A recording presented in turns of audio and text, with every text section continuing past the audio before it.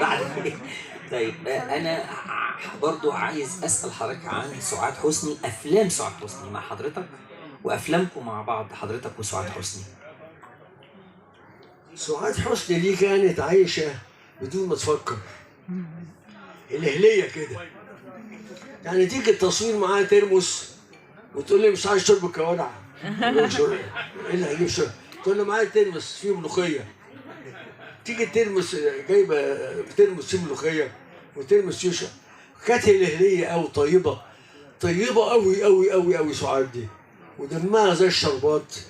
انما كانت عبقريه بشهاده فاتن حمامه. فاتن حمامه قالت السينما قدامها كتير عشان تجيب واحده في براعة سعاد حسني كممثله وحضورها كممثله.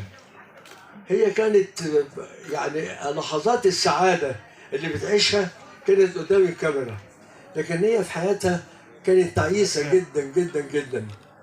كل زواجاتها كانت للاسف الشديد فاشله. انا كنت بقى زي اخوها، يعني كلمني الساعه 2 الصبح تقول لي الحقني صلاح قريب هيموتني، اجري بالبيجامه والشبشب على لا والله. اكلم اخوه يجي يروح لها الساعه 2 بالليل يخبط على الصحون عشان نلحق الخناقه. كانت طيبه وهي الهليه. انا كنت هقول لها بطلي العبط بتاعك ده، فكري شغلي مخك. ربنا ادانا مخ. شوف ناديه لطفي بتعمل ايه، تحسبها بالسنتي وبالملي. تقول لي ما انا كده شخصيتي كده اعمل ايه. الله يرحمها كانت ممثله ما تتعوضش، وفعلا ما تعوضتش لغايه دلوقتي، رغم ان في بنات كتير قوي طلعوا بعدها، لكن هي لغايه دلوقتي سعاد حسني تظل سعاد حسني.